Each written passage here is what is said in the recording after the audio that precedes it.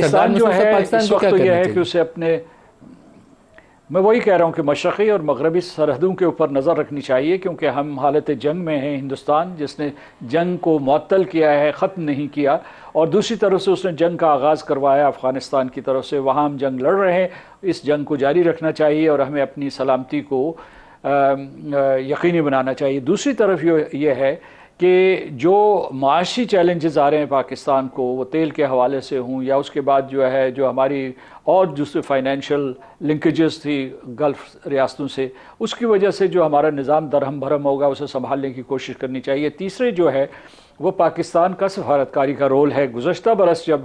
امریکہ اور اسرائیل نے مل کر ایران کے اوپر حملہ کیا تھا، تو امریکہ کی درخواست پہ صدر ٹرمپ کی جو انہوں نے جنرل عاصم منیر سے درخواست کی تھی کہ آپ جو ہے اس میں کسی قسم کا سہولت کاری کا یا کسی قسم کی جو امریکہ اور ایران کے درمیان سیاسی گفتگو، سفارتی گفتگو کو آگے بڑھانے میں کردار ادا کریں، اور پاکستان نے بڑا تعمیری کردار ادا کیا۔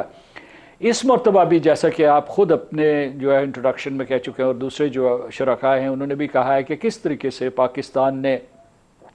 وہی گفتگو، وہی سفارتی گفتگو تہران اور ریاض اور دوسرے کیپٹلز میں بڑھائی ہے، اور وہ سر توڑ کوشش کر رہا ہے، کیونکہ ہمیں اس بات کا ادراک اور احساس ہے کہ یہ حملہ صرف جو ہے کسی ایک ملک کے اوپر نہیں، یہ امت مسلمہ کے اوپر ہے، اور اس جنگ کا جس طریقے سے بھی اختتام ہوتا ہے، اس کا ونر، اس کا فاتح امریکہ نہیں ہوگا۔ امریکہ کو بہت بھاری نقصان پہنچنے والا ہے۔ لوگ اس کا مقابلہ کر رہے ہیں یونائیٹڈ کنگڈم سے، جس کی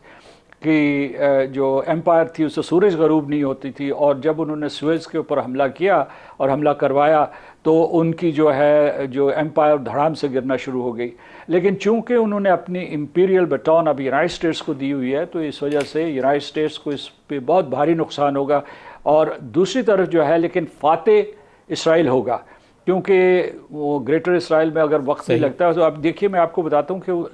لبنان میں اس نے اب تک 460 لوگوں کو مار دیا ہے،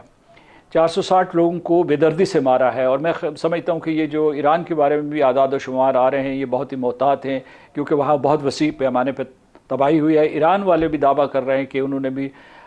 جو امریکی لوگوں کو، بہت امریکی جو فوجی ہیں ان کو بہت وسیع پیمانے پہ نشانہ بنایا ہے، اور اسرائیل بھی جو اپنی کیجولٹیز نہیں بتا رہا، لیکن الٹیمیٹلی اس میں فاتح جو ہے وہ اسرائیل ہے۔ اور کیونکہ جہاں تک آپ نے ایک سوال یہ بھی پوچھا تھا کہ جو ان کے اہداف ہیں، تو ان کے اہداف واضح ہیں۔